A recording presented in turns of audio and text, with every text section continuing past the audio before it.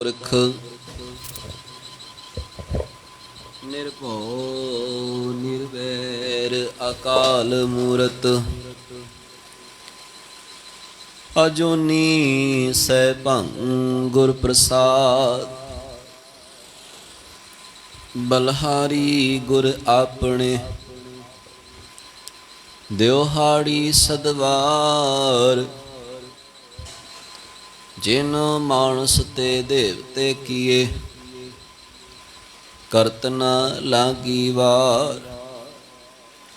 ਜਿਨ ਮਾਨਸ ਤੇ ਦੇਵਤੇ ਕੀਏ ਕਰਤ ਨ ਲਾਗੀ ਵਾਰ।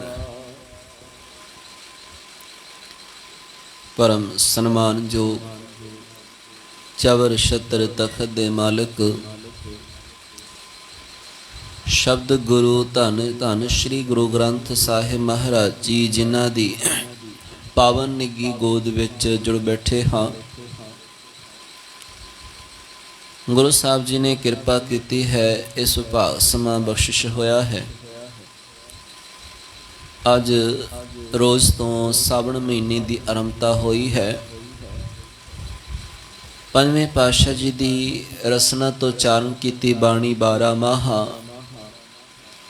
ਜਿਸ ਵਿੱਚ ਸਾਵਣ ਮਹੀਨੇ ਦੀ ਵਿਚਾਰ ਹੇਠ ਪਾਤਸ਼ਾਹ ਜੀ ਸਮਝਾਉਣਾ ਕਰਦੇ ਨੇ।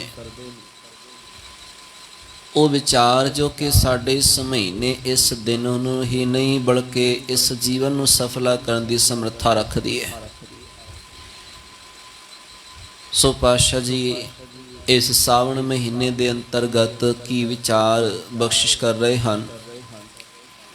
ਆਓ ਕੁਝ ਸਮਾਂ ਲਈ ਵਿਚਾਰਾਂ ਨਾਲ ਸਾਂਝ ਪਾਈਏ। ਮਨੋਬ੍ਰਿਤੀਆਂ ਨੂੰ ਇਕਾਗਰ ਕਰਦਿਆਂ ਸਾਰ ਉਚਾਰਨ ਕਰੋ। ਸਤਨਾਮ ਵਾਹਿਗੁਰੂ।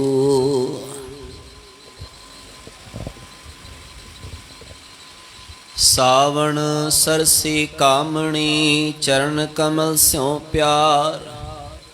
ਮਨ ਤਨ ਰਤਾ ਸਚ ਰੰਗ ਏਕੋ ਨਾਮ ਆਧਾਰ।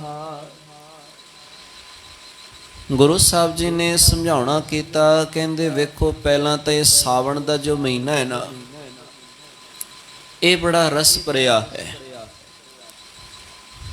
ਰਸ ਭਰਨ ਤੋਂ ਅਰਥ ਹੈ ਕਿ ਜੋ ਤਪਸ਼ ਸੀ ਨਾ ਪਹਿਲਾਂ ਗਰਮੀਆਂ ਦੀ, ਆਹਾੜ ਦੀ, ਜੇਠ ਦੀ, ਉਸ ਗਰਮੀ ਤੋਂ ਮਨੁੱਖ ਨੂੰ ਤਪਸ਼ ਤੋਂ ਨਿਜਾਤ ਮਿਲਦੀ ਹੈ।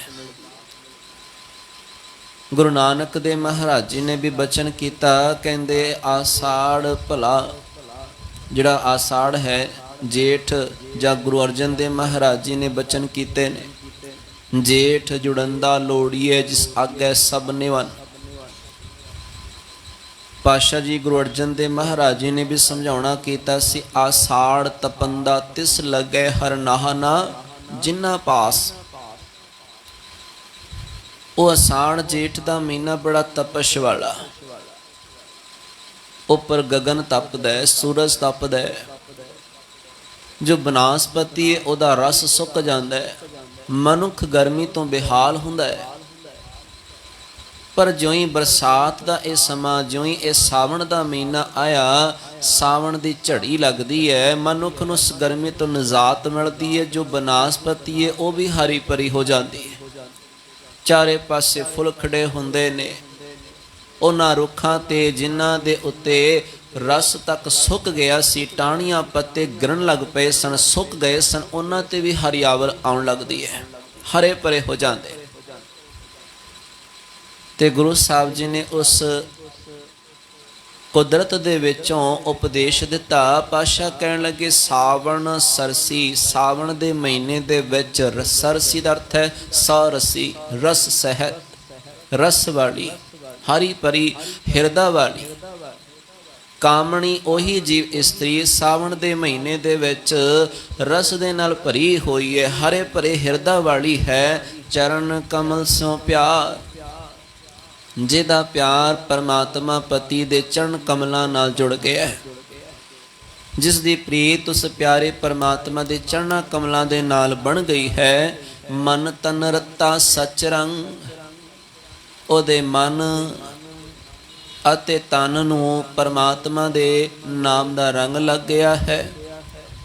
ਇੱਕੋ ਨਾਮ ਆਧਾਰ, ਤੇ ਜੀਵਨ ਦਾ ਆਧਾਰ ਇੱਕੋ ਰੱਬ ਦਾ ਨਾਮ ਹੋ ਗਿਆ। ਪਰਮਾਤਮਾ ਦਾ ਨਾਮ ਉਸਦੇ ਜੀਵਨ ਦਾ ਆਧਾਰ ਬਣ ਗਿਆ। ਇਹੋ ਜਿਹੇ ਜੀਵ ਇਸਤਰੀ ਦਾ ਇਸ ਸਾਵਣ ਦਾ ਮਹੀਨਾ ਖੁਸ਼ੀਆਂ ਵਾਲਾ ਸਮਝੋ। ਇਸ ਸਾਵਣ ਦਾ ਮਹੀਨਾ ਉਸ ਵਾਸਤੇ ਹੀ ਰਸੇ ਭਰਿਆ ਹੈ, ਖੁਸ਼ੀਆਂ ਖੇੜੇ ਵਾਲਾ ਹੈ।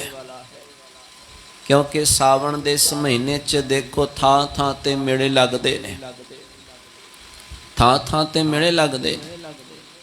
ਖੁਸ਼ੀ ਦਾ ਜ਼ਾਹਰ ਮਨੂ ਕਰਦਾ ਜੀ ਖੁਸ਼ੀ ਦਾ ਸਮਾਂ। ਨਾਲ ਪਾਤਸ਼ਾਹ ਜੀ ਆਖਦੇ ਨੇ, ਜੇ ਕਿਤੇ ਹਿਰਦੇ 'ਚ ਰੱਬ ਨਹੀਂ ਹੈ, ਜੇ ਕਿਤੇ ਜੀਵਨ 'ਚ ਪਰਮਾਤਮਾ ਦੀ ਆਮਦ ਨਹੀਂ ਹੈ, ਫਿਰ ਖੁਸ਼ੀ ਕਾਹਦੀ? ਖੁਸ਼ੀ ਦਾ ਆਧਾਰ ਤੇ ਪਰਮਾਤਮਾ ਹੀ ਹੈ ਨਾ। ਆਖਾਂ ਜੀਵਾਂ ਵਿਸਰੈ ਮਰ ਜਾਉ, ਇਸ ਮਨ ਦੇ ਹਰੇ ਭਰੇ ਹੋਣ ਦਾ ਆਧਾਰ ਤੇ ਪਰਮਾਤਮਾ ਦਾ ਨਾਮ ਹੀ ਹੈ ਨਾ। ਹਰ ਕਾ ਨਾਮ ਧਿਆਏ ਕੈ ਹੋ ਹਰਿਆ ਭਾਈ, ਕਰਮ ਲਿਖਨ ਤੇ ਪਾਈ ਹੈ ਇਹ ਰੁੱਤ ਸੁਹਾਈ। ਗੁਰੂ ਸਾਹਿਬ ਜੀ ਦੀ ਬਾਣੀ ਦਾ ਇੱਕ ਹੋਰ ਬਚਨ ਆਉਂਦਾ ਹੈ, ਸਤ ਸੰਗਤ ਮਿਲੇ ਸੋ ਤਰਿਆ, ਗੁਰ ਪ੍ਰਸਾਦ ਪਰਮ ਪਦ ਪਾਇਆ, ਸੂਕੇ ਕਾਸ਼ਟ ਹਰਿਆ। ਇਹ ਤੇ ਰੱਬ ਦੀ ਭਗਤੀ ਹੈ, ਤੇ ਪਰਮਾਤਮਾ ਦਾ ਨਾਮ ਹੈ ਜੋ ਹਰਿਆ ਭਰਿਆ ਕਰਨ ਵਾਲਾ ਹੈ, ਜੋ ਸੁੱਖੇ ਨੂੰ ਵੀ ਹਰਾ ਕਰਨ ਵਾਲਾ ਹੈ। ਤੇ ਜਿਸ ਤਰ੍ਹਾਂ ਮੀਂਹ ਪਿਆ ਤੇ ਬਨਾਸਪਤੀ ਹਰੀ ਭਰੀ ਹੋ ਗਈ, ਇਸ ਤਰ੍ਹਾਂ ਇਸ ਸੁੱਖੇ ਹੋਏ ਮਨ ਦੇ ਵਿੱਚ ਜਦੋਂ ਪਰਮਾਤਮਾ ਦੇ ਨਾਮ ਰਸ ਦੇ ਛਿੱਟੇ ਪੈਂਦੇ ਨੇ, ਜਦੋਂ ਨਾਮ ਰਸ ਦੇ ਨਾਲ ਇਸ ਹਿਰਦੇ ਦੀ ਧਰਤੀ ਨੂੰ ਸਿੰਚਦੇ ਹਾਂ, ਉਦੋਂ ਇਸ ਮਨ ਤੇ ਹਰਿਆਵਲ ਆਉਂਦੀ ਹੈ, ਉਦੋਂ ਜੀਵਨ ਦੇ ਵਿੱਚ ਖੁਸ਼ੀ ਆਉਂਦੀ ਹੈ, ਖੇੜਾ ਆਉਂਦਾ ਹੈ। ਤਾਂ ਕਰਕੇ ਗੁਰੂ ਸਾਹਿਬ ਜੀ ਨੇ ਫਰਮਾਨ ਕੀਤਾ, ਇਹ ਸਾਵਣ ਦਾ ਮਹੀਨਾ ਉਹਨਾਂ ਵਾਸਤੇ ਹੀ ਰਸ ਭਰਿਆ ਹੈ ਜਿਨ੍ਹਾਂ ਜੀਵ ਇਸਤਰੀ ਦੀ ਪ੍ਰੀਤ ਆਪਣੇ ਪਰਮਾਤਮਾ ਦੇ ਚਰਨਾਂ ਕਮਲਾਂ ਨਾਲ ਬਣ ਗਈ ਹੈ। ਮਨ ਤੇ ਤਨ ਰੰਗਿਆ ਗਿਆ ਉਸ ਰੱਬ ਦੇ ਨਾਮ ਦੇ ਨਾਲ। ਪਰਮਾਤਮਾ ਦਾ ਨਾਮ ਆਧਾਰ ਬਣ ਗਿਆ ਉਸ ਦੇ ਜੀਵਨ ਦਾ। ਵਿਖਿਆ ਰੰਗ ਕੂੜਾ ਵਿਆ, ਦਿਸਨ ਸਭੇ ਸ਼ਾਰ। ਉਸ ਅਵਸਥਾ ਦੇ ਵਿੱਚ ਦੁਨੀਆ ਦੇ ਇਹ ਜ਼ਹਿਰ ਰੂਪੀ ਪਦਾਰਥ ਕੂੜ ਦਿਸਦੇ ਨੇ। ਜ਼ਹਿਰ ਦਾ ਹਰ ਇੱਕ ਰੰਗ, ਮਾਇਆ ਦਾ ਹਰ ਇੱਕ ਰੰਗ ਉਸ ਨੂੰ ਕੂੜਾ ਦਿਸਦਾ ਹੈ। ਵਿਖਿਆ ਰੰਗ ਕੂੜਾਵੇ ਆ, ਦਿਸਨ ਸਭੇ ਸ਼ਾਰ। ਸ਼ਾਰ ਦਾ ਅਰਥ ਹੈ ਖਾਕ, ਸਵਾਹ ਹੋ ਜਾਣ ਵਾਲੇ।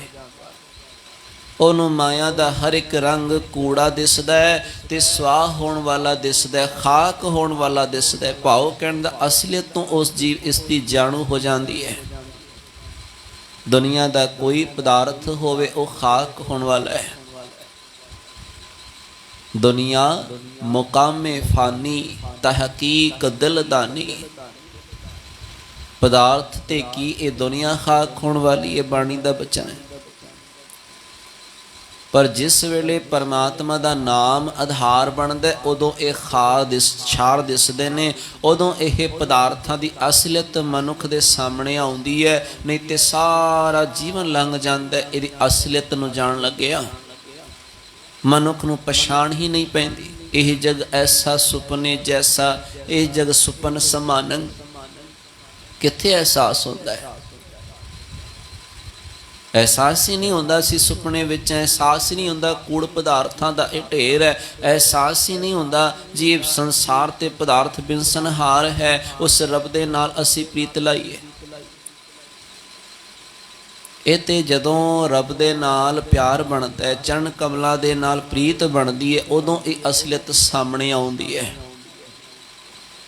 ਧੰਨ ਸ਼੍ਰੀ ਗੁਰੂ ਨਾਨਕ ਦੇਵ ਮਹਾਰਾਜ ਜੀ ਦੇ ਸਮਾਂ ਇੱਕ ਨਾਮ ਆਉਂਦਾ ਹੈ ਭਾਈ ਦੁਨੀ ਚੰਦ ਦਾ। ਸਾਰਿਆਂ ਨੇ ਨਾਮ ਸੁਣਿਆ ਹੋਣਾ। ਭਾਈ ਦੁਨੀ ਚੰਦ ਦੇ ਕੋਲ ਪੈਸਾ ਬੜਾ ਹੈ, ਦੌਲਤ ਬਹੁਤ ਹੈ, ਪਰ ਕਿਤੇ ਨਾ ਕਿਤੇ ਦੂਜੀ ਸੱਚਾਈ ਇਹ ਵੀ ਹੈ ਕਿ ਲੋਕਾਂ ਨੂੰ ਦੁੱਖ ਦੇ ਕੇ, 2 ਦੇ 9 ਕਰਕੇ, ਭਾਓ ਹੇਰਾ ਫੇਰੀ ਕਰਕੇ ਉਹ ਧਨ ਕਮਾਇਆ ਗਿਆ ਹੈ। ਕਿਉਂਕਿ ਬਹੁਤ ਹੱਦ ਤੱਕ, ਜਾਂ ਕਹਿ ਲਓ ਸੱਚਾਈ ਤੇ ਆਮ ਕਰਕੇ ਇਹੀ ਹੈ ਨਾ, ਪਾਪਾਂ ਬਾਝੋਂ ਹੋਵੇ ਨਾਹੀਂ, ਮੋਇਆ ਸਾਥ ਨਾ ਜਾਈ। ਇਸ ਧਨ ਕਾਰਨ ਘਣੀ ਵਿਗੁਤੀ ਇਸ ਧਨ ਘਣੀ ਖੁਆਈ। ਗੁਰੂ ਨਾਨਕ ਦੇਵ ਮਹਾਰਾਜ ਜੀ ਦਾ ਬਚਨ ਹੈ। ਤੇ ਉਹ ਦੁਨੀ ਚੰਦ ਜਿਸ ਦੇ ਕੋਲ ਦੌਲਤ ਵੀ ਬੜੀ ਹੈ, ਪੈਸਾ ਪਦਾਰਥ ਬਹੁਤ ਹੈ, ਬਹੁਤ ਪਿਆਰ ਕਰਦਾ ਹੈ, ਬੜਾ ਸੰਭਾਲ ਕੇ ਰੱਖਦਾ ਹੈ। ਪਰ ਦੂਜੀ ਅੱਛਾਈ ਦੀ ਗੱਲ ਇੱਕ ਹੋਰ ਵੀ ਹੈ ਕਿ ਜੇ ਕੋਈ ਸਾਧੂ ਸੰਤ ਆਉਂਦਾ ਉਸ ਦੀ ਸੇਵਾ ਵੀ ਬੜੀ ਕਰਦਾ ਹੈ, ਸਤਿਕਾਰ ਬੜਾ ਕਰਦਾ ਹੈ। ਆਏ ਗਏ ਦਾ ਜੋ ਸਾਧੂ ਸੰਤ ਨੇ ਉਹਨਾਂ ਦਾ ਸਤਿਕਾਰ ਕਰਦਾ ਹੈ। ਗੁਰੂ ਨਾਨਕ ਦੇਵ ਮਹਾਰਾਜ ਜੀ ਜਦੋਂ ਇਸ ਦੇ ਨਗਰ ਦੇ ਵਿੱਚ ਪਹੁੰਚੇ, ਇਸ ਨੂੰ ਪਤਾ ਲੱਗਿਆ, ਖਬਰ ਪਹੁੰਚੀ ਇਸ ਤੱਕ ਵੀ ਜੇ ਨਗਰ ਦੇ ਵਿੱਚ ਕੋਈ ਸਾਧੂ ਆਇਆ, ਕੋਈ ਫਕੀਰ ਆਇਆ, ਉਹਦੇ ਨਾਲ ਇੱਕ ਸੇਵਕ ਵੀ ਹੋਰ ਹੈ, ਬੜੇ ਲੋਕੀ ਉਸ ਦੇ ਕੋਲ ਆ ਰਹੇ ਨੇ, ਬੜੀਆਂ ਚੰਗੀਆਂ ਗੱਲਾਂ ਉਹ ਸਾਧ ਦੱਸ ਰਿਹਾ ਹੈ। ਉਹ ਫਕੀਰ ਜਿਹਨੂੰ ਸਾਰੇ ਬੜਾ ਪਹੁੰਚਾ ਹੋਇਆ ਮੰਨ ਰਹੇ ਨੇ, ਇਹ ਵੀ ਦਰਸ਼ਨਾਂ ਵਾਸਤੇ ਜਾਉਂਦਾ ਜੀ ਮੈਂ ਵੀ ਜਾ ਕੇ ਆਵਾਂ, ਸਾਰੇ ਲੋਕੀ ਜਾ ਰਹੇ, ਇਹ ਜਾਉਂਦਾ ਹੈ, ਭੇਟਾ ਵੀ ਰੱਖਦਾ ਹੈ, ਬੜੇ ਪਿਆਰ ਨਾਲ ਗੱਲਬਾਤ ਕਰਦਾ ਹੈ। ਕਿਤੇ ਨਾ ਕਿਤੇ ਗੁਰੂ ਨਾਨਕ ਦੇਵ ਮਹਾਰਾਜ ਜੀ ਨੂੰ ਇਸ ਤੇ ਤਰਸ ਆਉਂਦਾ ਹੈ। ਤਰਸ ਕਿ ਭਲਿਆ ਹਿਰਦਾ ਤੇ ਇਸ ਦਾ ਬੜਾ ਕੋਮਲ ਹੈ, ਹਿਰਦਾ ਤੇ ਇਸ ਦਾ ਬੜਾ ਸ਼ਰਧਾ ਵਾਲਾ ਹੈ, ਪਰ ਭਟਕਿਆ ਹੋਇਆ ਹੈ, ਸੱਚਾਈ ਤੋਂ ਜਾਣੂ ਨਹੀਂ ਹੈ, ਭੁਲੇਖੇ ਵਿੱਚ ਪਿਆ ਹੋਇਆ ਹੈ। ਕਿਉਂ ਨਾ ਇਸ ਦੇ ਭਰਮ ਦੇ ਪਰਦੇ ਖੋਲ ਦਿੱਤੇ ਜਾਣ, ਇਹਦੇ ਭਰਮ ਦੇ ਕਪਾਟ ਤੋੜ ਕੇ ਉਹਨਾਂ ਸੱਚਾਈ ਤੋਂ ਜਾਣੂ ਕਰਾਇਆ ਜਾਏ। ਜਦੋਂ ਗੁਰੂ ਤਰੁੱਠਦਾ ਹੈ, ਜਦੋਂ ਕਿਸੇ ਤੇ ਗੁਰੂ ਤਰਸ ਕਰਦਾ ਹੈ, ਉਹਨੂੰ ਗਿਆਨ ਦੀ ਦਾਤ ਦਿੰਦਾ ਹੈ। ਅਗਿਆਨੀ ਮਨੁੱਖ ਤੇ ਅੰਨੇ ਦੀ ਨਿਆਈ ਹੈ, ਅਸੀਂ ਕੱਲ ਦੇ ਦੀਵਾਨ 'ਚ ਵਿਚਾਰੇ ਹਨ। ਤੇ ਅੰਨੇ ਮਨੁੱਖ ਤੇ ਤਰਸ ਕਰਨਾ ਕੋਈ ਸੁਜਾਖਾ ਹੀ ਕਰ ਸਕਦਾ, ਸਿਆਣਾ ਹੀ ਕਰ ਸਕਦਾ।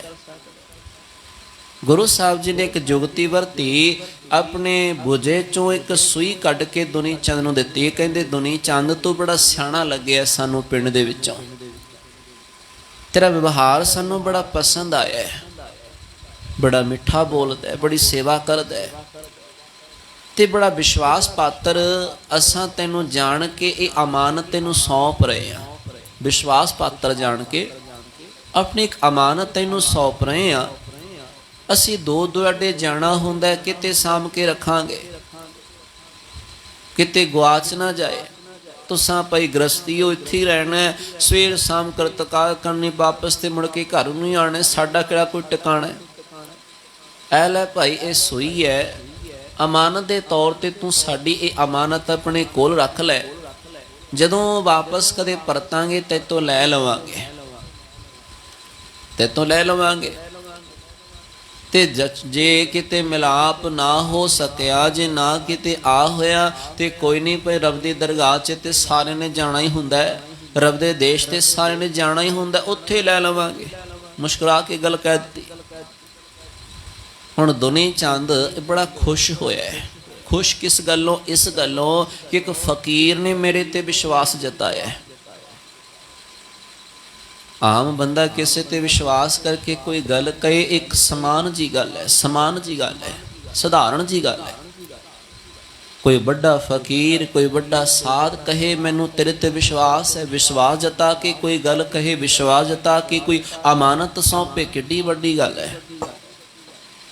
ਇਹ ਬੜਾ ਖੁਸ਼ ਹੋਇਆ ਕਿ ਇੱਕ ਵੱਡੇ ਫਕੀਰ ਨੇ ਮੇਰੇ ਤੇ ਵਿਸ਼ਵਾਸ ਜਤਾਇਆ ਹੈ, ਮੈਨੂੰ ਆਪਣੀ ਕੋਈ ਅਮਾਨਤ ਸਾਂਭਣ ਵਾਸਤੇ ਦਿੱਤੀ ਹੈ। ਖੁਸ਼ੀ ਖੁਸ਼ੀ ਨਾਲ ਉਹ ਸੂਈ ਲੈ ਕੇ ਘਰ ਨੂੰ ਆ ਗਿਆ। ਗੱਲਬਾਤ ਦੱਸੀ ਆਪਣੀ ਘਰਵਾਲੀ ਨੂੰ। ਇਹਦੀ ਘਰਵਾਲੀ ਦਾ ਧਿਆਨ ਇੱਕਦਮ ਗਿਆ। ਕਹਿੰਦੇ ਜੀ ਤੁਸਾਂ ਚਲੋ ਬੜਾ ਸਤਿਕਾਰ ਉਹਨਾਂ ਦਾ ਕੀਤਾ, ਭਲੀ ਗੱਲ ਹੈ, ਪਰ ਜੋ ਇਕਰਾਰ ਤੁਸਾਂ ਕਰ ਆਏ ਹੋ ਕਿ ਉਹਨੂੰ ਪੂਰਾ ਕਰ ਸਕੋਗੇ ਤੇ ਝੂਠਾ ਸਾਬਤ ਹੋਣ ਵਾਲੀ ਗੱਲ ਹੈ। ਜੇ ਝੂਠੇ ਬਣ ਗਏ ਫੇਰ? ਕਹਿੰਦੇ ਕਿਹੋ ਜੀ ਗੱਲ ਕਰਨੀ ਹੈ? ਕਹਿੰਦੇ ਮੈਂ ਤੇ ਉਹੀ ਗੱਲ ਕਰਨੀ ਹੈ ਜੋ ਹੋ ਸਕਦਾ, ਸੰਭਾਵਨਾ ਹੈ। ਕਿਵੇਂ? ਕਹਿੰਦੇ ਜੇ ਕਿਤੇ ਪਰਤ ਆਏ ਫਿਰ ਤੇ ਠੀਕ ਹੈ, ਮੈਂ ਸਾਂਭ ਕੇ ਰੱਖਾਂਗੇ, ਅਸੀਂ ਕਿਸ ਦੀ ਅਮਾਨਤ ਦੀ ਸੰਭਾਲ ਕਰਾਂਗੇ, ਬੇਸ਼ੱਕ ਚੀਜ਼ ਛੋਟੀ ਹੈ। ਪਰ ਜਿਵੇਂ ਉਹ ਕਹਿ ਰਹੇ ਸਨ ਨਾ ਆ ਹੋਇਆ ਤੇ ਰੱਬ ਦੀ ਦਰਗਾਹ 'ਚ ਲੈ ਲਵਾਂਗੇ, ਇਹ ਇਕਰਾਰ ਕਿਵੇਂ ਕਰਕੇ ਆ ਗਏ ਹੋ? ਇਹ ਕਿਵੇਂ ਤੁਸਾਂ ਪੂਰਾ ਕਰੋਗੇ? ਇਸ ਸੰਸਾਰ ਦੇ ਵਿੱਚੋਂ ਭਲਾ ਅੱਜ ਤੱਕ ਕੋਈ ਕੁਝ ਲੈ ਕੇ ਜਾ ਸਕਿਆ ਜੋ ਅਸੀਂ ਲੈ ਕੇ ਜਾਵਾਂਗੇ ਸੂਈ ਨੂੰ? ਅੱਜ ਦਾ ਸੰਸਾਰ 'ਚ ਕੋਈ ਪਦਾਰਥ ਗਿਆ ਹੈ ਕੋਈ ਲੈ ਕੇ, ਜੇ ਅਸਾਂ ਅਮਾਨਤ ਨੂੰ ਗਾਂ ਲਿਜਾ ਕੇ ਉਹਨਾਂ ਨੂੰ ਸੌਂਪ ਸਕਦੇ ਹਾਂ? ਇਹ ਤੇ ਸੰਭਵ ਨਹੀਂ ਹੈ ਨਾ। ਦੁਨੀ ਚੰਦ ਨੇ ਕਿਹਾ ਭਈ ਗੱਲ ਤੇ ਠੀਕ ਹੈ, ਬਿਲਕੁਲ ਸਹੀ ਗੱਲ ਹੈ। ਇਹਨੂੰ ਮਨ ਦੇ ਵਿੱਚ ਬੜਾ ਡਰ ਆਇਆ ਕਿ ਮੈਂ ਇੱਕ ਸਾਧੂ ਫਕੀਰ ਦੇ ਵਿਸ਼ਵਾਸ ਨੂੰ ਤੋੜ ਦਿਆਂਗਾ, ਮੈਂ ਝੂਠਾ ਬਣ ਜਾਵਾਂਗਾ, ਇੱਕ ਫਕੀਰ ਦੀ ਨਜ਼ਰਾਂ 'ਚ ਡਿੱਗ ਜਾਵਾਂਗਾ। ਕਹਿੰਦੇ ਭੜੀਏ ਜਲਦੀ ਨਾਲ ਉਹ ਸੂਈ ਮੈਨੂੰ ਦੇ, ਮੈਂ ਵਾਪਸ ਪਰਤ ਕੇ ਦੇ ਕੇ ਆਵਾਂ, ਕਿਤੇ ਉਹ ਪਿੰਡ 'ਚੋਂ ਚਲੇ ਨਾ ਜਾਣ। ਇਹ ਦੌੜਦਾ ਦੌੜਦਾ ਜਾਂਦਾ ਹੈ। ਉਹਨਾਂ ਫਕੀਰ ਦੇ ਸਾਹਮਣੇ ਗੁਰੂ ਨਾਨਕ ਦੇ ਮਹਾਰਾਜ ਜੀ ਦੇ ਸਨਮੁਖ ਉਹ ਭੇਟਾ ਜਿਹੜੀ ਹੈ ਅਮਾਨਤ ਰੱਖਦਾ ਸੂਈ ਦੀ। ਕਹਿੰਦਾ ਜੀ ਮਾਲਕੋ, ਇਹ ਅਮਾਨਤ ਮੇਰੇ ਤੋਂ ਸਾਂਭ ਨਹੀਂ ਹੋਣੀ। ਕਹਿੰਦੇ ਭਲਿਆ ਕੀ ਗੱਲ ਹੈ? ਤੂੰ ਤੇ ਬੜੇ ਸੋਚ ਸਮਝ ਕੇ ਬਹੁਤ ਹੀ ਸਤਿਕਾਰ ਨਾਲ ਲੈ ਕੇ ਗਿਆ ਤੇ ਬੜਾ ਵਿਸ਼ਵਾਸ ਤੇਰੇ ਤੇ ਜਤਾ ਰਹੇ ਆ। ਇਹ ਦੁਨੀ ਚੰਦ ਕਹਿੰਦਾ ਪਾਤਸ਼ਾਹ ਜੀ ਵਿਸ਼ਵਾਸ ਦੀ ਗੱਲ ਵੱਖਰੀ ਹੈ, ਮੈਂ ਧੰਨਵਾਦ ਕਰਦਾ ਆਪ ਜੀ ਦਾ। ਆਪ ਜੀ ਨੇ ਮੇਰੇ ਤੇ ਵਿਸ਼ਵਾਸ ਕੀਤਾ ਹੈ, ਵਿਸ਼ਵਾਸ ਪਾਤਰ ਜਾਣੇ ਹੈ, ਪਰ ਮੈਂ ਇਹ ਅਮਾਨਤ ਹਮੇਸ਼ਾ ਵਾਸਤੇ ਸਾਂਭ ਕੇ ਨਹੀਂ ਰੱਖ ਸਕਦਾ, ਕਿਉਂਕਿ ਰੱਬ ਦੀ ਦਰਗਾਹ 'ਚ ਤੇ ਕੁਝ ਵੀ ਨਾਲ ਨਹੀਂ ਜਾਣਾ। ਇਹ ਕਿਵੇਂ ਚਲੀ ਜਾਏਗੀ ਸੂਈ? ਇਹ ਤੇ ਇੱਥੇ ਰਹਿ ਜਾਣੀ ਹੈ। ਬਸ ਇਹ ਕਹਿਣ ਦੀ ਦੇਰ ਸੀ, ਗੁਰੂ ਨਾਨਕ ਦੇ ਮਹਾਰਾਜ ਜੀ ਨੇ ਆਖਿਆ, ਕਹਿੰਦੇ ਛੋਟੀ ਜੀ ਸੂਈ ਨਹੀਂ ਜਾ ਸਕਦੀ, ਤੇ ਜੋ ਧਨ ਦੇ ਭੰਡਾਰੇ ਅੰਬਾਲ ਲਾਏ ਹੋਏ ਨੇ, ਇਹ ਹੇਰਾ ਫੇਰੀ ਕਰਕੇ ਜਾਂ ਦੂਜਿਆਂ ਦਾ ਹੱਕ ਮਾਰ ਕੇ, ਦੂਜਿਆਂ ਦਾ ਹੱਕ ਮਾਰ ਕੇ ਜੋ ਇਹ ਧਨ ਦੇ ਭੰਡਾਰੇ ਲਾਏ ਹੋਏ ਨੇ, ਅੰਬਾਰ ਲਾਏ ਹੋਏ ਨੇ, ਇਹ ਕਿਤੇ ਨਾਲ ਜਾਣਗੇ? ਇਹਨਾਂ ਨੂੰ ਨਾਲ ਲੈ ਕੇ ਜਾਏਗਾ? ਇਹਨਾਂ ਧਨ ਦੌਲਤ ਨੂੰ ਸਾਂਭ ਕੇ ਰੱਖੀ ਜਾਂਦਾ, ਇਨਸਾਨੀਅਤ ਨੂੰ ਪਾਸੇ ਕਰਕੇ, ਦਇਆ ਧਰਮ ਸੰਤੋਖ ਨੂੰ ਪਾਸੇ ਕਰਕੇ, ਮਾਇਆ ਨੂੰ ਸਾਂਭ ਕੇ ਰੱਖੀ ਜਾਂਦਾ ਕਿ ਇਹ ਤੇਰੇ ਨਾਲ ਚੱਲੇਗੀ। ਇਹ ਗੱਲ ਕਹਿੰਦਿਆਂ ਸਾਰ ਇਹਦੀਆਂ ਅੱਖਾਂ ਨੀਵੀਆਂ ਹੋ ਗਈਆਂ। ਜੋ ਭਰਮ ਦੇ ਕਪਾਟ ਬੰਦ ਪਏ ਸੀ ਉਹ ਖੁੱਲ ਗਏ, ਜੋ ਗਿਆਨ ਦੇ ਦਰਵਾਜ਼ੇ ਸਨ ਉਹ ਖੁੱਲ ਗਏ। ਇਹਨੇ ਆਖਿਆ ਮਾਲਕ ਜੀ ਜੋ ਸਮਝਾਉਣਾ ਚਾਹੁੰਦੇ ਸੋ ਸਮਝ ਗਿਆ ਹਾਂ। ਅੱਜ ਤੋਂ ਬਾਅਦ ਮੈਂ ਸੱਚੀ ਸੁੱਚੀ ਕਿਰਤ ਕਰਾਂਗਾ। ਜੋ ਕੁਝ ਮੈਂ ਗਲਤ ਤਰੀਕੇ ਨਾਲ ਜਾਂ ਕਿਸੇ ਗਲਤ ਜੁਗਤੀ ਦੇ ਨਾਲ ਇਹ ਧਨ ਕਮਾਇਆ, ਮੈਂ ਇਹਨੂੰ ਸਾਰਿਆਂ ਨੂੰ ਗਰੀਬਾਂ 'ਚ ਵੰਡ ਦਿਆਂਗਾ। ਸੱਚੀ ਸੁੱਚੀ ਕਿਰਤ ਕਰਾਂਗਾ ਤੇ ਆਏ ਗਏ ਦੀ ਸੰਭਾਲ ਵੀ ਕਰਾਂਗਾ। ਇਹ ਗੁਰੂ ਨਾਨਕ ਦੇ ਮਹਾਰਾਜ ਜੀ ਨੇ ਭਾਈ ਦੁਨੀ ਚੰਦ ਨੂੰ ਉਪਦੇਸ਼ ਦਿੱਤਾ। ਭਾਈ ਦੁਨੀ ਚੰਦ ਜੀ ਨੂੰ ਸਮਝਾਉਣਾ ਕੀਤਾ। ਗੁਰੂ ਅਰਜਨ ਦੇਵ ਮਹਾਰਾਜ ਜੀ ਨੇ ਜੋ ਇਸ ਪਾਵਨ ਸ਼ਬਦ ਦੇ ਰਾਹੀਂ ਸਾਨੂੰ ਸਮਝ ਦਿੱਤੀ ਹੈ, ਉਹ ਇਹੀ ਸਮਝ ਦਿੱਤੀ ਹੈ। ਪਾਤਸ਼ਾਹ ਜੀ ਨੇ ਆਖਿਆ ਭਾਈ ਉਸ ਅਵਸਥਾ ਦੇ ਵਿੱਚ ਜੋ ਦੁਨੀਆ ਦੇ ਇਹ ਪਦਾਰਥ ਨੇ, ਵਿਖਿਆ ਦਾ ਅਰਥ ਹੈ ਜ਼ਹਿਰ। ਜੋ ਪਦਾਰਥ ਅਸੀਂ ਜ਼ਹਿਰ ਦੇ ਤਰੀਕੇ ਨਾਲ ਸਿੰਚ ਰਹੇ, ਇਕੱਠਾ ਕਰ ਰਹੇ ਹਾਂ, ਜੋ ਪਦਾਰਥ ਗਲਤ ਤਰੀਕੇ ਨਾਲ ਅਸੀਂ ਜੁਟਾਏ ਨੇ, ਜੋ ਧਨ ਦੌਲਤ ਅਸੀਂ ਗਲਤ ਤਰੀਕੇ ਨਾਲ ਕਮਾਈ ਹੈ, ਉਹ ਵਿਖਿਆ ਹੈ, ਉਹ ਜ਼ਹਿਰ ਹੈ। ਦਸਾਂ ਨੋਹਾਂ ਦੀ ਕਿਰਤ ਕਰਨੀ ਇਹ ਜ਼ਹਿਰ ਨਹੀਂ, ਕਿਰਤਕਾਰ ਕਰਨਾ ਇਹ ਮਾੜੀ ਨਹੀਂ, ਪੈਸਾ ਇਕੱਠਾ ਕਰਨਾ ਇਹ ਮਾੜਾ ਨਹੀਂ। ਪਰ ਜਦੋਂ ਇਹ ਜ਼ਹਿਰ ਬਣ ਜਾਏ, ਜਦੋਂ ਇਹਦੇ ਵਿੱਚ ਮੈਲ ਆ ਭਰ ਜਾਏ, ਉਦੋਂ ਪਾਤਸ਼ਾਹ ਕਹਿਣ ਲੱਗੇ ਫਿਰ ਇਹ ਗਲਤ ਹੈ। ਜਦੋਂ ਮਾਇਆ ਦੇ ਧਨ ਪਦਾਰਥਾਂ ਦੇ ਮਗਰ ਲੱਗ ਕੇ ਪਰਮਾਤਮਾ ਭੁੱਲ ਜਾਏ, ਮਨੁੱਖ ਇਨਸਾਨੀਅਤ ਭੁੱਲ ਜਾਏ, ਮਨੁੱਖ ਸਤ ਸੰਤੋਖ ਦਇਆ ਧਰਮ ਆਦਿਕ ਉਹਨਾਂ ਗੁਣਾਂ ਨੂੰ ਭੁਲਾ ਬੈਠੇ, ਉਹ ਰੱਬ ਦਾ ਡਰ ਹਿਰਦੇ ਚੋਂ ਨਿਕਲ ਜਾਏ, ਉਦੋਂ ਫਿਰ ਜ਼ਹਿਰ ਬਣ ਜਾਂਦੇ ਨੇ ਇਹੀ ਪਦਾਰਥ। ਖਿਨਮੇ ਕੌੜੇ ਹੋਏ ਗਏ ਜਿਤੜੇ ਮਾਇਆ ਭੋਗ, ਵਿੱਚ ਨਾ ਕੋਈ ਕਰ ਸਕੈ ਕਿਸ ਥੈ ਰੋਵੇਂ ਰੋਜ਼। ਉਦੋਂ ਇੱਕ ਪਲ ਦੇ ਵਿੱਚ ਇਹ ਪਦਾਰਥ ਕੌੜੇ ਹੋ ਜਾਂਦੇ ਨੇ, ਉਦੋਂ ਇੱਕ ਪਲ ਦੇ ਵਿੱਚ ਹੀ ਕੌੜੇ ਹੋ ਜਾਂਦੇ ਨੇ। ਕੌੜੇ ਹੋਣ ਲੱਗਿਆ ਸਮਾਂ ਨਹੀਂ ਲੱਗਦਾ। ਜਿਨ੍ਹਾਂ ਪਦਾਰਥਾਂ ਨੂੰ ਮਿੰਨਤ ਕਰ ਕਰਕੇ, ਜਿਨ੍ਹਾਂ ਪਦਾਰਥਾਂ ਨੂੰ ਬੜੇ ਹੀ ਘਾਲ ਕਮਾਈ ਕਰਕੇ, ਦੌੜ ਭੱਜ ਕਰਕੇ, ਰਾਤਾਂ ਨੂੰ ਜਗ ਕੇ, ਹੋਰ ਕਿਤੇ ਹੋਰ ਮਿਹਨਤ ਕਰ ਕਰਕੇ ਕਮਾਉਣਾ ਕੀਤਾ, ਕੁਝ ਸਮਾਂ ਬਿਦ ਇਹੋ ਜਿਹੀ ਬਣ ਗਈ, ਉਹੀ ਪਦਾਰਥ ਨੂੰ ਭੁੰਚ ਨਹੀਂ ਸਕਦਾ ਮਨੁੱਖ। ਹੋ ਗਏ ਨਾ ਕੌੜੇ, ਉਹੀ ਫਿਰ ਪੁੰਚ ਨਹੀਂ ਸਕਦਾ ਕਿਸੇ ਕਾਰਨ ਕਰਕੇ। ਕਿੰਨਾ ਪਛਤਾਉਂਦਾ ਪਈ, ਇੰਨਾ ਕਰਕੇ ਤੇ ਇੰਨੀ ਘਾਲ ਕਮਾਈ ਕੀਤੀ, ਇੰਨੀ ਮਿੰਨਤਾਂ ਕੀਤੀਆਂ ਉਸ ਰੱਬ ਦੇ ਸਾਹਮਣੇ, ਅੱਜ ਉਹੀ ਪਦਾਰਥ ਮੇਰੇ ਨਾਲ ਨਹੀਂ ਖੜਦੇ ਪਏ, ਅੱਜ ਉਹੀ ਤਤ, ਉਹੀ ਪਦਾਰਥ, ਉਹੀ ਸਾਧਨ, ਉਹਨਾਂ ਦੀ ਵਰਤੋਂ ਮੈਂ ਨਹੀਂ ਕਰ ਸਕਦਾ, ਇਹ ਮੇਰੇ ਵਾਸਤੇ ਕੋਈ ਲਾਭਕਾਰੀ ਸਾਬਤ ਨਹੀਂ ਹੋ ਰਹੇ।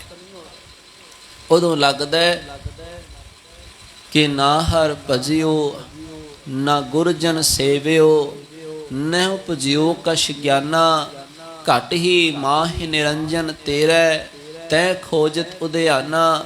ਇਸ ਸ਼ਬਦ ਦੇ ਵਿੱਚ ਪੰਕਤੀ ਆਉਂਦੀ ਹੈ, ਕਹਿੰਦੇ ਭਾਈ ਬਿਰਥਾ ਆਪ ਬੰਧਾਇਆ। ਉਦੋਂ ਲੱਗਦਾ ਜਿਵੇਂ ਆਪਣਾ ਆਪ ਐਵੇਂ ਇਹਨਾਂ ਦੇ ਵਿੱਚ ਬੰਨ੍ਹ ਕੇ ਰੱਖਿਆ, ਆਪਣਾ ਆਪ ਇਹਨਾਂ ਦੇ ਨਾਲ ਜੋੜ ਕੇ ਰੱਖਿਆ, ਆਪਣਾ ਸਾਰਾ ਸਮਾਂ ਉਂਝ ਹੀ ਗਵਾ ਲਿਆ। ਤੇ ਜਦੋਂ ਮਨ ਤਨ ਰਤਿਆ ਜਾਏ ਉਸ ਰੱਬ ਦੇ ਰੰਗ ਦੇ ਨਾਲ, ਆਧਾਰ ਬਣ ਜੇ ਪ੍ਰਭ ਦਾ ਨਾਮ, ਉਦੋਂ ਵਿਖਿਆ ਰੰਗ ਕੂੜਾਵਿਆ। ਵਿਖਿਆ ਦੇ ਰੰਗ ਸਾਰੇ ਕੂੜੇ ਦਿਸਦੇ ਨੇ, ਸਭੇ ਛਾਰ ਉਹ ਖਾਕ ਹੋਣ ਵਾਲੇ ਦਿਸਦੇ ਹਨ। ਹਰ ਅੰਮ੍ਰਿਤ ਬੂੰਦ ਸੁਹਾਵਣੀ, ਪਰਮਾਤਮਾ ਦਾ ਨਾਮ ਰਸ ਜੋ ਆਤਮਿਕ ਜੀਵਨ ਦੇਣ ਵਾਲਾ ਅੰਮ੍ਰਿਤ ਰਸ ਹੈ। ਮਿਲ ਸਾਧੂ ਪੀਵਨਹਾਰ, ਸੇਵਕ ਜਨ ਸਾਧੂ ਸੰਗਤ ਕਰਦੇ ਆ, ਉਹਨੂੰ ਪਾਨ ਕਰਦੇ ਹਨ। ਵਣ ਤਿਣ ਪ੍ਰਭ ਸੰਗ ਮੌਲਿਆ, ਵਣ ਤਿਣ ਪ੍ਰਭ ਸੰਗ ਮੌਲਿਆ। ਪਰਮਾਤਮਾ ਦੇ ਸੰਗ ਕਰਕੇ, ਪਰਮਾਤਮਾ ਦੀ ਦਇਆ ਕਰਕੇ, ਜੋ ਵਣ ਤਿਣ ਕੁਦਰਤ ਮੌਲੀ ਹੈ, ਹਰੀ ਭਰੀ ਹੋਈ ਹੈ, ਸਮਰਥ ਪੁਰਖ ਅਪਾਰ, ਉਹੀ ਪਰਮਾਤਮਾ ਸਮਰਥ, ਸਾਰਿਆਂ 'ਚ ਸਮਾਇਆ ਹੋਇਆ ਪੁਰਖ ਅਤੇ ਅਨੰਤ ਸਰੂਪ ਵਾਲਾ ਹੈ। ਹਰ ਮਿਲਣੈ ਨੋ ਮਨ ਲੋਚਦਾ, ਕਰਮ ਮਿਲਾਵਣ ਹਾਰ। ਹਰੀ ਪਰਮਾਤਮਾ ਨੂੰ ਮੇਲ ਮਿਲਣ ਵਾਸਤੇ ਇਹ ਮਨ ਲੋਚਦਾ ਹੈ, ਤਾਂਗ ਹੈ ਇਸ ਮਨ ਦੇ ਵਿੱਚ। ਸੁਣ ਸੁਣ ਨਾਮ ਤੁਮਾਰਾ ਪ੍ਰੀਤਮ, ਪ੍ਰਭ ਪੇਖਣ ਕਾ ਚਾਓ। ਉਹ ਰੱਬ ਦੀਆਂ ਵਡਿਆਈਆਂ ਸੁਣ ਕੇ ਉਹਦੇ ਵੱਲ ਨੂੰ ਮਨ ਖਿੱਚਿਆ ਜਾਂਦਾ ਹੈ, ਉਹਦੇ ਗੁਣਾਂ ਨੂੰ ਸੁਣ ਕੇ, ਉਹਦੇ ਗੁਣਾਂ ਨੂੰ ਵਿਚਾਰ ਕੇ ਉਹਦੇ ਵੱਲ ਖਿੱਚ ਬਣਦੀ ਹੈ। ਤੇ ਮਨ ਤਾਂਗਦਾ ਹੈ ਕਿ ਹਰ ਮਿਲਣੈ ਨੂੰ ਮਨ ਲੋਚਦਾ, ਕਰਮ ਮਿਲਾਵਣ ਹਾਰ। ਕਰਮ ਦਾ ਇੱਥੇ ਅਰਥ ਹੈ ਬਖਸ਼ਿਸ਼। ਕਰਮੀ ਆਵੇ ਕੱਪੜਾ, ਨਦਰੀ ਮੁਖ ਦੁਆਰ। ਤੇ ਉਸ ਬਖਸ਼ਿਸ਼ ਕਰਕੇ, ਬਖਸ਼ਿਸ਼ ਸਦਕਾ ਪਰਮਾਤਮਾ ਆਪ ਹੀ ਮਿਲਾਉਣ ਵਾਲਾ ਹੈ। ਜਿਨੀ ਸਖੀਏ ਪ੍ਰਭ ਪਾਇਆ, ਜਿਨ੍ਹਾਂ ਸਖੀਆਂ ਨੇ, ਜੀਵ ਇਸਤਰੀਆਂ ਨੇ ਪਰਮਾਤਮਾ ਦੀ ਪ੍ਰਾਪਤੀ ਕਰ ਲਈ ਹੈ। ਹਉ ਤਿਨ ਕੈ ਸਦ ਬਲਹਾਰ, ਇਹੋ ਜਿਹੀਆਂ ਜੀਵ ਇਸਤਰੀਆਂ ਤੇ ਮੈਂ ਸਦਕੇ ਹਾਂ। ਨਾਨਕ ਐ ਨਾਨਕ ਹਰ ਜੀ ਮਾਇਆ ਕਰ, ਆਪਣੀ ਮਿਹਰ ਕਰੋ, ਕਰ ਸ਼ਬਦ ਸਵਾਰਨ ਹਾਰ। ਸ਼ਬਦ ਦੇ ਰਾਹੀਂ ਮੇਰੇ ਇਸ ਜੀਵਨ ਨੂੰ ਸਵਾਰ ਦਵੋ। ਸਾਵਣ ਤਿਨਾ ਸੁਹਾਗਣੀ, ਇਹ ਸਾਵਣ ਦਾ ਮਹੀਨਾ ਉਹਨਾਂ ਸੁਹਾਜੀ ਇਸਤਰੀਆਂ ਵਾਸਤੇ ਸੁਹਾਗ ਵਾਲਾ ਹੈ, ਭਾਵ ਮਿਲਾਪ ਵਾਲਾ ਹੈ। ਜੀਵ ਇਸਤਰੀਆਂ ਸਾਰੀਆਂ ਸਾਂਝੀਆਂ ਨੇ, ਪਰ ਸੁਹਾਗਣੀ ਜਿਹਦਾ ਮੇਲ ਭਰਤੇ ਨਾਲ ਹੋ ਗਿਆ, ਜਿਸ ਦਾ ਮੇਲ ਪਤੀ ਨਾਲ ਹੋ ਗਿਆ, ਸੁਹਾਗਣੀ ਬਣ ਗਈ। ਗੁਰੂ ਸਾਹਿਬ ਜੀ ਆਖਦੇ ਨੇ ਸਾਵਣ ਦਾ ਇਹ ਮਹੀਨਾ ਤਿੰਨਾਂ ਜੀਵ ਇਸਤਰੀਆਂ ਵਾਸਤੇ ਸੁਹਾਗ ਵਾਲਾ ਹੈ, ਭਾਵ ਮਿਲਾਪ ਵਾਲਾ ਹੈ ਉਸ ਰੱਬ ਦੇ ਨਾਲ।